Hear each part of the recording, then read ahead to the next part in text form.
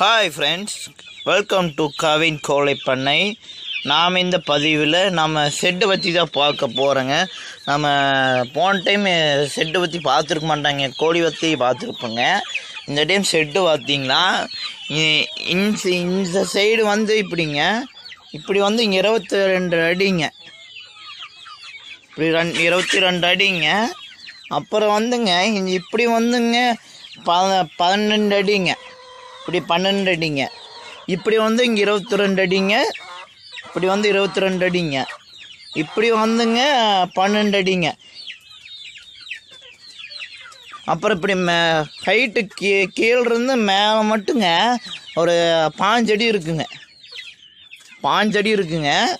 அதை பற்றி கோழி மேய்ஞ்சிட்டு இருக்கிறானுங்க பாருங்க, நம்ம இவனுங்கள மேய்ஞ்சிட்டு இருக்கிறானுங்க பாருங்க.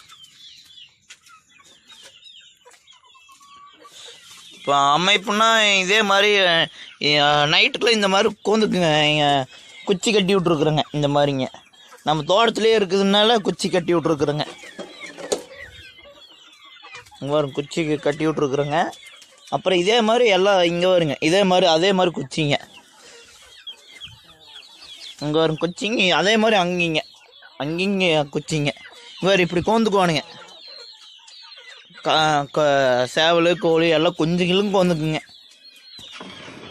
இங்கே வேறு இப்படி காலையில் இந்த மாதிரி மேய்ஞ்சிட்ருப்பானுங்க.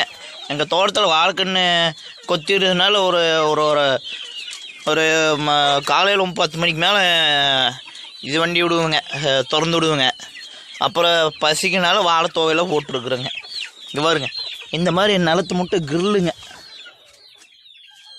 இது பேர் கிரில்லுங்க. இது வந்து ஒரு 5000 ரூபா வருதுங்க. இது இங்கே பாருங்க, ஒரு புழுவும் கூட போக முடியாதுங்க. இத்தினோண்டு இப்போ சின்ன பாம்பும் கூட போக முடியாதுங்க. அதே மாதிரி தான் கீழே பாருங்க, கீழேயும் போக முடியாது பாருங்க. அப்புறம் இந்த மாதிரி குச்சி நட்டி இருக்குதுங்க சைட்லிங்க. இது ஒரு 4 குச்சி நட்டி இருக்குதுங்க. இங்கே பாருங்க 2ங்க. இதே மாதிரி இது இங்கே ஒரு 2 4 குச்சி நட்டி இருக்குதுங்க. இது பெரிய குச்சிங்க நடுவுலைங்க.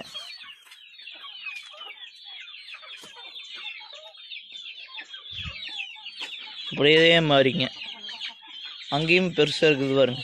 அதெல்லாம் நம்ம மேய்ஞ்சிட்டு இருக்கானுங்க, பசியோடு இருக்குங்க, பசியோடு இருப்பானுங்க.